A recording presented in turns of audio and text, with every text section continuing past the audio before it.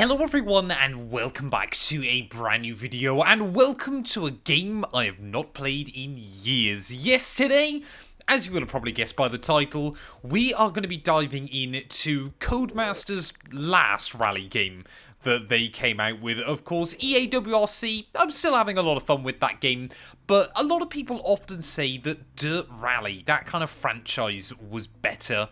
Most specifically, Dirt Rally 2.0. Now, obviously, I used to play this game quite a lot. Some of you even have found some of my old videos on that game.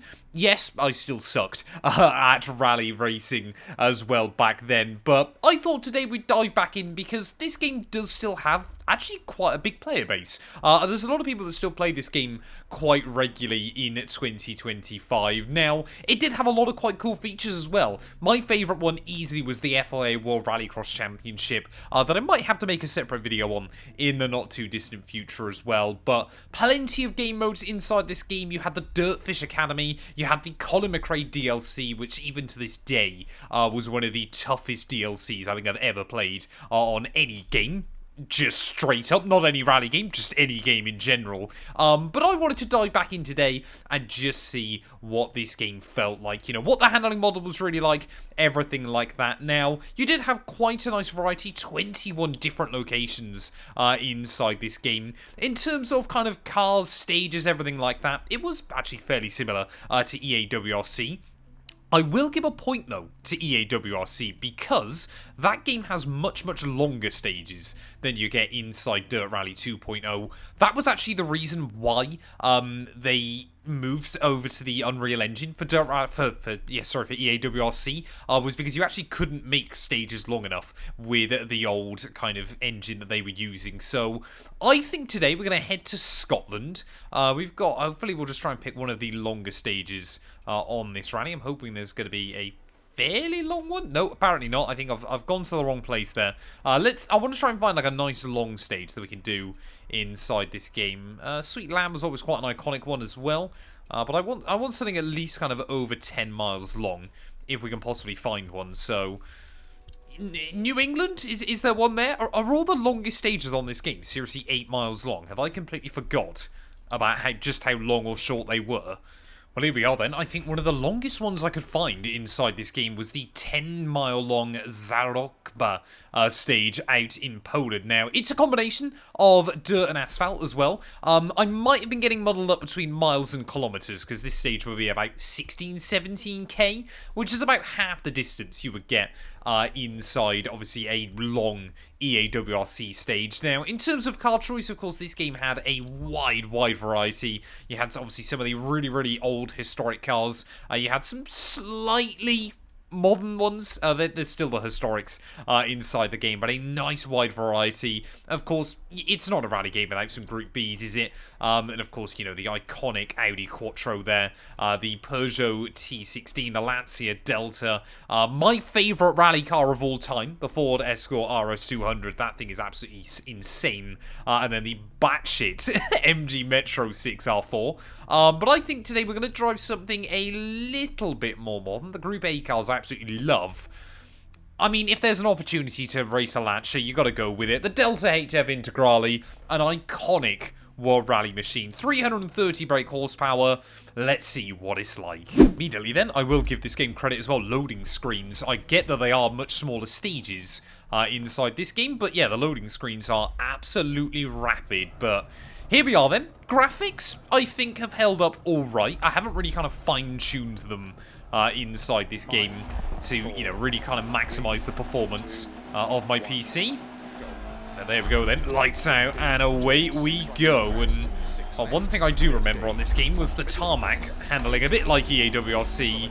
Often felt like there was possibly a little bit too much grip, but you know, on the off-road stuff you can really throw the cars around inside this game. I have no idea where I'm going in this one, but immediately, much better co-driver as well. I love the old co-driver in the Dirt Rally games as well. Now, the handling model as well, I believe, is a little less forgiving. I am in time trial mode, though, for this one, so I believe damage might be turned off. I can't remember for sure, but hopefully we're not going to run, well, into too many problems with it either way. I mean, one of the other things as well is just how much more kind of heavy the steering felt inside this game as well. Not like in a, it feels like you're trying to run a lorry around the stage, but just more of a, it kind of just feels more detailed. I don't know whether it's something about the Unreal Engine, or just obviously the old Ego engine that they were using for this game worked really well for it. But yeah, it just kind of feels more defined and more scary. And I immediately go and find myself in a little spot of bother. Now, like I said, that doesn't work so well. The tarmac physics, I don't know what it is, but EA code is they never really quite worked out how to nail the tarmac physics. Because again, it feels very, very kind of heavy through those sections. But this game, the sense of speed as well, absolutely phenomenal. You know, you are just throwing the car down these hills, and obviously, you know, it is fine death. Like, that's just, and you kind of want that in a rally game, don't you? That edge of your seat, really kind of just hanging on white knuckle driving. I mean, look at that. Just as well, it's a really little one, but I do really like on this game as well is the front end doesn't feel as glued. Like you will have seen there, I was kind of sawing away at the wheel, trying to keep it kind of stable and in the right direction. But it doesn't feel like the front end will just immediately move around underneath you. It does feel ever so slightly like there's a little bit more play in the rack, which is good in a rally game. It sounds really counterintuitive, but it is good to kind of have that in a rally game, because obviously, you know, you're going to be going over bumps. The front wheels aren't going to be on the ground all the time. So kind of just having that little bit of slip angle is really important as well there. See, over that little jump. Engine sounds as well, I think, are phenomenal inside this game. They really did model the engines really nicely. I mean, just listen to that sound. I mean, it's a shame. I don't even know if the servers are still online for this game or anything like that. But say I could really get back into this.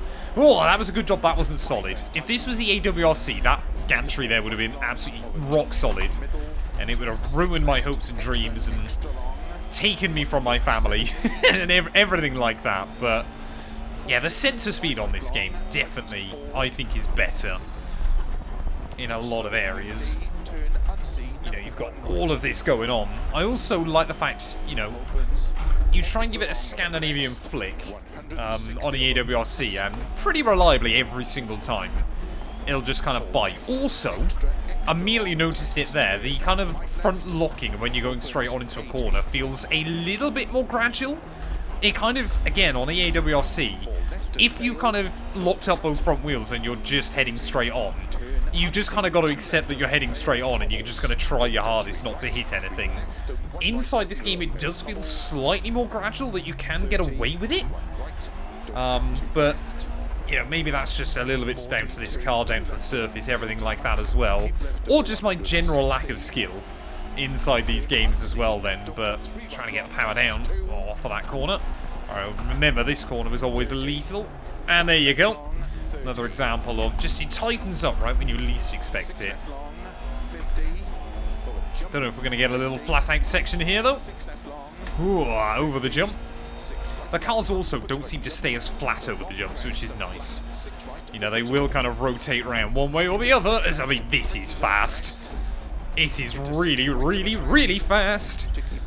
Not with me behind the wheel though. I'm a bit of a wuss, but I'm happy that we've kept it pointing in the right direction yet again. So I'll avoid the gullies on either side. Poland on this game was lethal. Would take a car out in a heartbeat if given the chance. Easy, easy. Come on, no. I think we just escaped death there. I'm going to immediately throw it off at the very next corner. No idea what I've hit, but that could have been really bad. I think we just nicked the rear wheel on the side of the stage there temporarily. And then somehow it kind of straightened itself back up. Despite my best efforts to try and put it in a tree. Don't roll. Thank you. Again, luckily you're able to counter steer out of it a little bit. I don't believe you get smashed windows as well in EA WRC. Maybe it's just the camera angle I use. But it doesn't feel like you get any of that as well. But again, both games are very much plug and play. I don't even know whether you can buy Dirt Rally 2.0 anymore, but I would highly recommend it if you can. Come on. Nice and tidy. Nice and tidy. I mean, look at that. 130 miles an hour. Not even able to do that in a modern or rally car. That's probably why. Like I said, the sense of speed on this game is absolutely phenomenal. And it's just those pace notes are coming at you so thick and fast. I broke way too much there, though. Just kind of stopped. I mean, we're almost at the end of this stage, though. We've got a little while longer to go. Back onto the tarmac, then. Oh, here we go. This was something this game loved to throw in at you. Of course, no real official stages inside this game as well, because obviously they didn't have the World Rally license back then. So I think they did a really, really good job with the fake stages. You know, they feel very real and everything like that. And obviously, I think a few of them at Monaco are very, very close to real life. But yeah, brilliant, brilliant stage design inside this game as well. It's a shame they couldn't give you longer ones, because I think then, you know, for most people, there probably wouldn't be much reason to play EA WRC as well still. But I mean, it's just the grip this car provides you as well. It really does give you a fair amount of confidence until you overstep the mark, and then immediately it tries to punish you. Come on, hold on to her. There we go. Always puts a smile on my face. Wringing the neck out of rally cars. It's so fun. Like, just hilariously good fun trying to absolutely maximize this thing. It was always the goal as well on these kind of stages that you'd end up averaging just under a minute a split in a car like this. That was always kind of the goal in this game. Are we going to manage that as we make our way down towards the final couple of corners? Like I said, the locking up of the wheels feels so gradual and well done. Absolutely love it. Tarmac blast, though, towards the line. Are we going to go sub 8 minutes? I don't think we are. No, we're not. 8:01 in the end, and I've absolutely destroyed the car over the finish line as well. That was really, really good fun.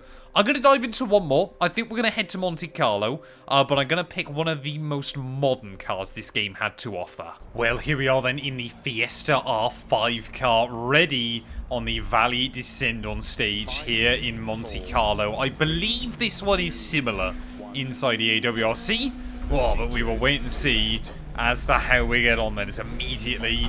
Well, you notice the wheel spin on these icy stages, but...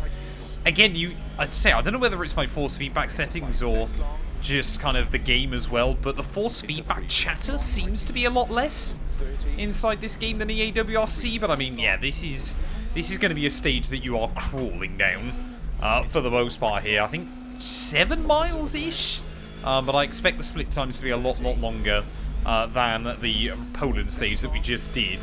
But they also, you know, a bit like EA WRC, there is a massive difference between the top of the stage and the bottom, which I absolutely love as well. The fact that, you know, effectively it's a stage of 2 halves, but just being very careful not to lock up the fronts.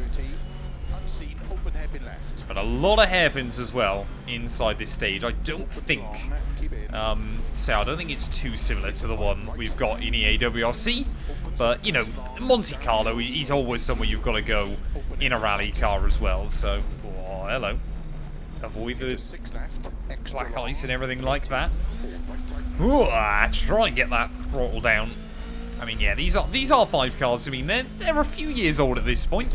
Obviously, we've had a whole, you know, hybrid rally era since this generation. But maybe I need to do some comparisons between EA WRC and DiRT Rally 2.0. So, there you go. Just feel that of the steering kind of going heavy when you get the car onto some of the more tarmac sections rather than the ice.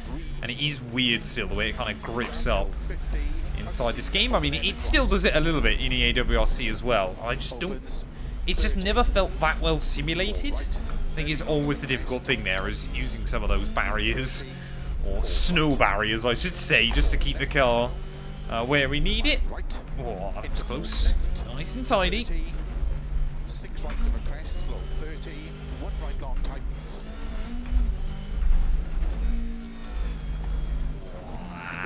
Come on. Crest and 4 left. right of a 30. I mean, it is good fun. Like, it's even as well the sounds of kind of the car bouncing off the walls, everything like that. I'm just having to really focus on this stage a lot more than I needed to on the first one, as that's the other thing as well that I do keep forgetting. This game, you do want to use the handbrake a lot more than EA WRC, and I'm hoping once we get kind of below the worst of the ice, it should be manageable a little bit more. For some reason, I think I've got problems with my actual handbrake, because it just refused to map to the game, so I've had to set it up as a button, which is a little bit annoying, because there we go, snow is now clearing. But I know, oh, there's still a couple of horrible patches of ice still on this stage. Oh, easy. We're just drifting it through these corners. It is brilliant fun. 50. Back end it. Just trying to allow itself to come out, but a little bit of snow falling still on the Monte Carlo hills. And it is great as well on EAWRC. It's pretty much just a switch between icy and not icy. Oh, hello. On this game, it is a little bit more kind of linear. So, you know, you do still get little patches of ice, things like that.